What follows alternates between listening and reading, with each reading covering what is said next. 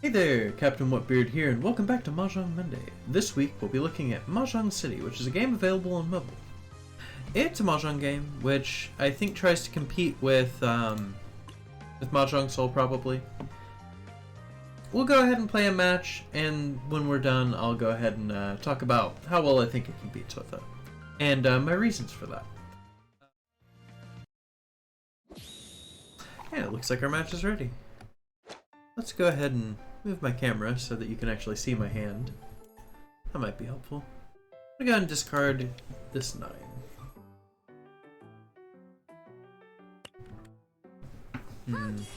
I don't know exactly what hand I'm going for, but since that was my only bamboo, it was a pretty easy choice. Let's see. I think I'll get rid of North Wind. I'll probably try and get rid of the winds in general. Okay, looks like you're going for north. Now we have to make our first major decision. Yeah, I think I'm going to skip that. And we'll get rid of this 8 of bamboo. So we could potentially go for a full straight in wheels. We don't have like the strongest start for that. We're getting a little bit closer. Let's drop this 9 of man. So we've got the 2, 4, 5, 7, 8, 9. So we could call Chi on a 6 now.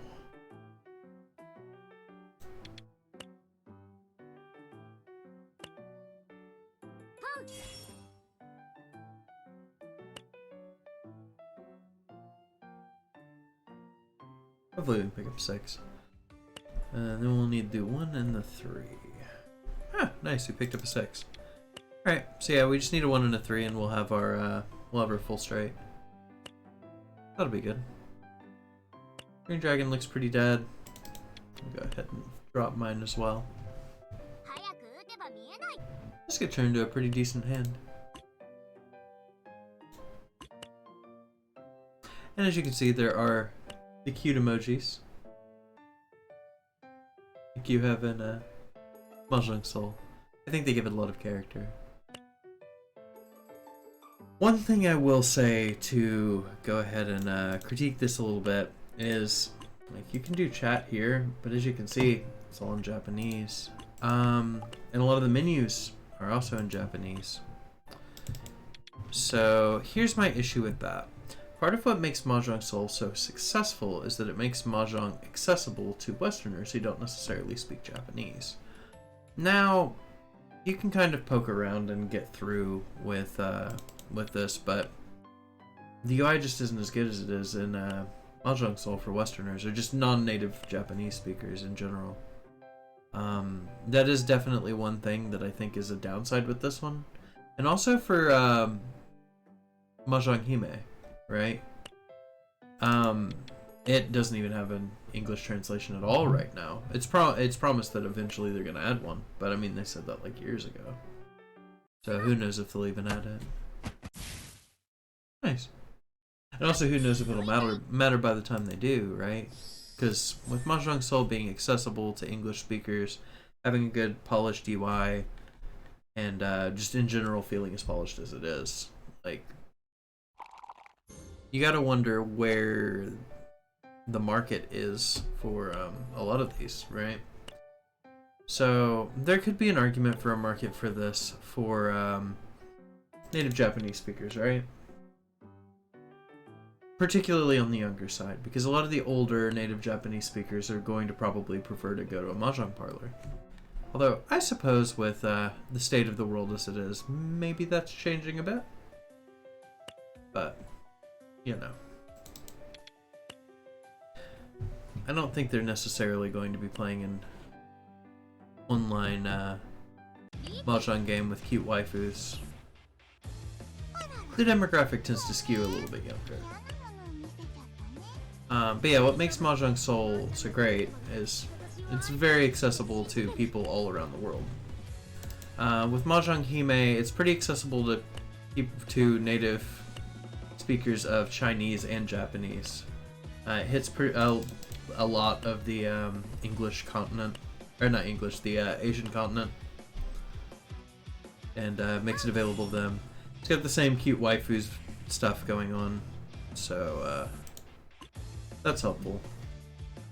So it brings in the younger audience up to like around Gen X age. I'd say it'd probably be around the top of their market. There will be some older people that'll play it too, but that's not necessarily the target audience.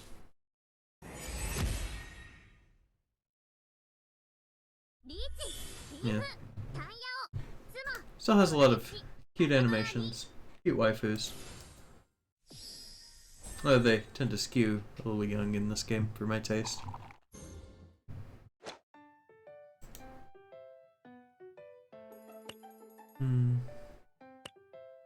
But anyway, I kind of was rambling a little bit there, but my main point is you got to think about the target audience, right?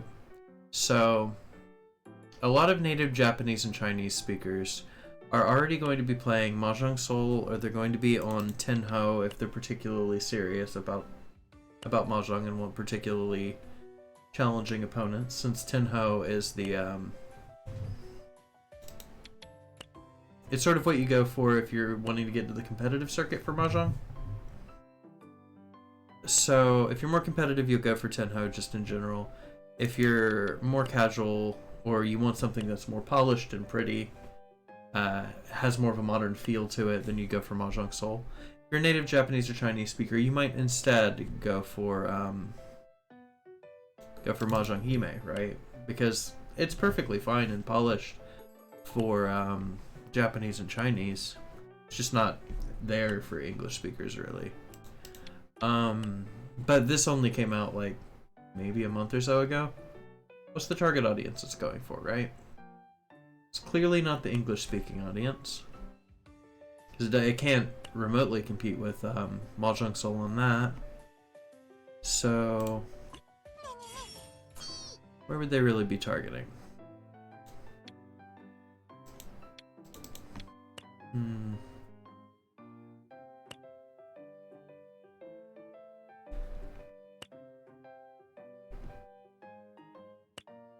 You've also got to wonder, like, a lot of people already have the game that they're pretty settled into, right? So to shift them to something new, you really have to bring some special feature. Or just, you know, bring something that Mahjong Soul can't offer. Or Mahjong Hime, for that matter. What does this offer that they don't, though, right? I can't think of anything that makes this particularly special. It's also only available on mobile, which is... I can't really say the same about either of the other options there. They're both available on both PC and mobile. So this doesn't even have crossplay as an option. I don't know. Like, the characters are cute. The game itself feels polished enough. It's less pretty than Mahjong Soul, but it's okay. I mean, it's playable. It's just not like... It's not better. And if it's not better, then what's going to bring the players? Clearly some people play on here. Not very many, though. The queues for finding a match are much slower. Mostly because of the same sort of thing, right? There's a lot of people who are checking it out of curiosity, but I don't think a lot of them are going to stay.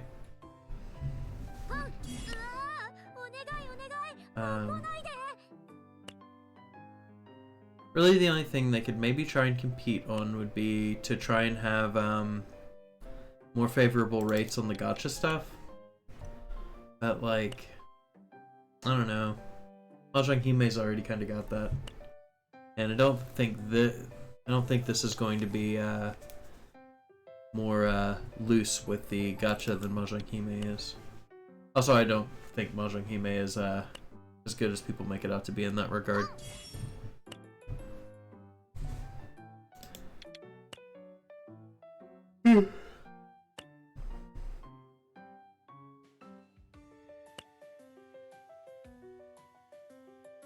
So yeah, I guess a lot of the question with this one, though, it just really comes down to who's the market audience, or who's the target audience.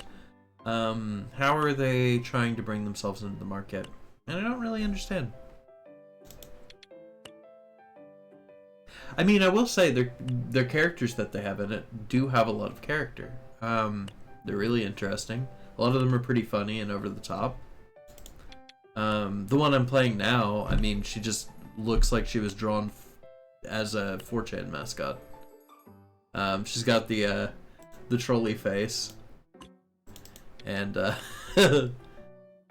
she's got a 4-leaf clover lapel pin or ribbon or something. I can't remember which, but yeah. So she's got the 4-leaf clover there, which is a 4chan symbol, and I don't know.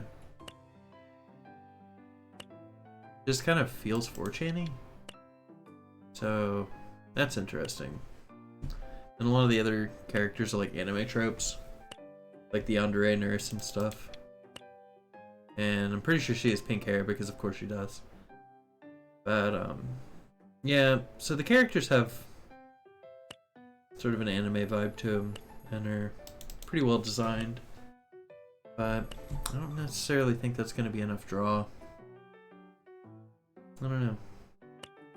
Hopefully I'm wrong and this can take hold, because I think competition is pretty much always good for a game, right? I mean, not excessive competition to the point that, like, there isn't enough customer base to go around. But having a couple different alternatives to Mahjong Soul, I think, will keep it interesting. It'll make them keep trying and make them keep improving things. Yeah, I think it's like a little thing on her ribbon. I don't know. Anyway, yeah, I think competition's good. Mahjong Soul doesn't have much in the way of serious competition. But, you know. Mahjong Soul, though, also introduces a lot of custom game modes, right? A lot of new ways to play Mahjong. And that's something else that's really interesting that I haven't really seen in these. Albeit, this is new. It might do that as well, and if it does, that'll be fucking awesome. I don't think Mahjong Hime really does. Again, I haven't really played Mahjong Hime that much. Anyway, figured I'd show this to you guys. See what you think. If you enjoyed the video, be sure to share it with a friend because word of mouth helps small channels like mine grow, and consider supporting me on Ko-fi. I'll see you in the next one. Have a great night. Peace out.